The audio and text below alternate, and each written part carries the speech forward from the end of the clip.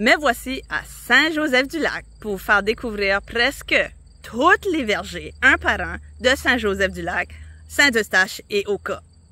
J'espère que ça va vous aider à faire le meilleur choix pour voir quel est le meilleur verger pour vous. Bonne écoute! Notre aventure a commencé en bas de la côte du chemin principal au pomiculteur du Bûcheron. 13 variétés de pommes en autocueillette, ce verger est particulièrement apprécié pour la planification d'événements clés en main comme des mariages. Un petit peu plus au sud, on a été voir le verger bio à la croisée des pommes.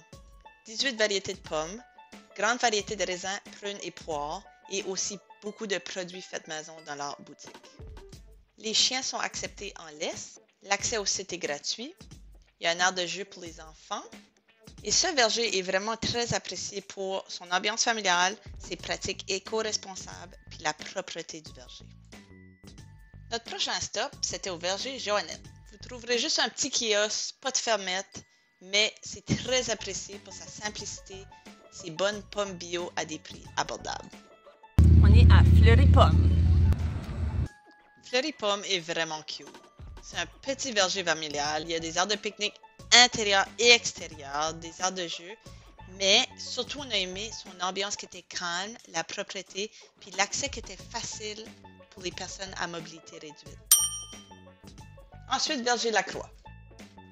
Faut comme vivre sous une roche pour pas connaître les produits Lacroix. Ils sont partout au Québec, dans les épiceries. Particulièrement apprécié pour son ambiance raffinée, le beau décor, tous les produits disponibles, incluant ceux qui sont faits maison. Vous allez vous régaler, mais surtout on va là pour la table gourmande, donc le restaurant qui est sur place. C'est pas la place pour juste aller faire de la cueillette. Il y a un frais d'entrée, on peut pas faire de pique-nique, on peut pas amener de chien. Malgré ça, j'irai quand même, juste pour la boutique puis le restaurant. C'est le tour au verger La Marche. C'est un verger, il y a un bistrot gourmand, une cidrerie, un érablière, c'est bio. Le bistrot a une terrasse, mais l'intérieur est tellement chaleureux. J'ai déjà goûté leur site bio, il est excellent. Leurs tartes aux pommes ont de l'air écœurantes. On avait vraiment le goût de rester. Les pique-niques ici ne sont pas permis.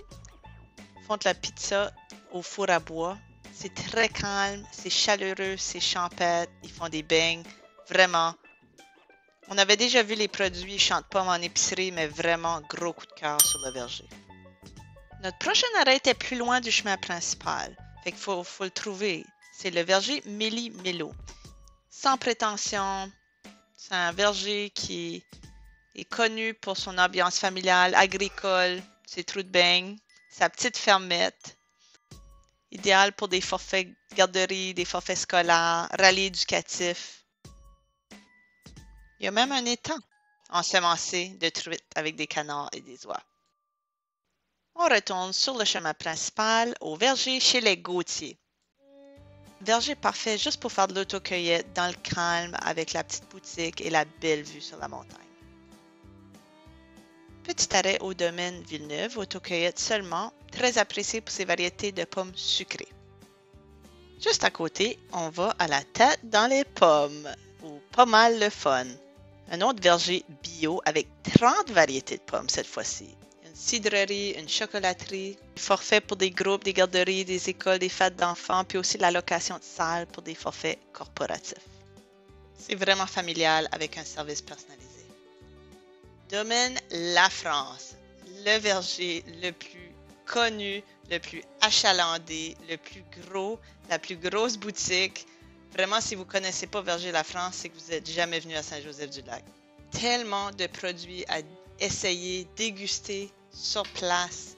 Des produits faits maison, une cidrerie, une distillerie et maintenant, un nouveau bistrot depuis 2023. Donc, vérifiez pour les heures d'ouverture. La vue sur Montréal est magnifique. Il y a un frais d'entrée, puis les chiens ne sont pas admis en haute saison, mais vraiment, ça vaut la peine, au moins juste d'aller à la boutique.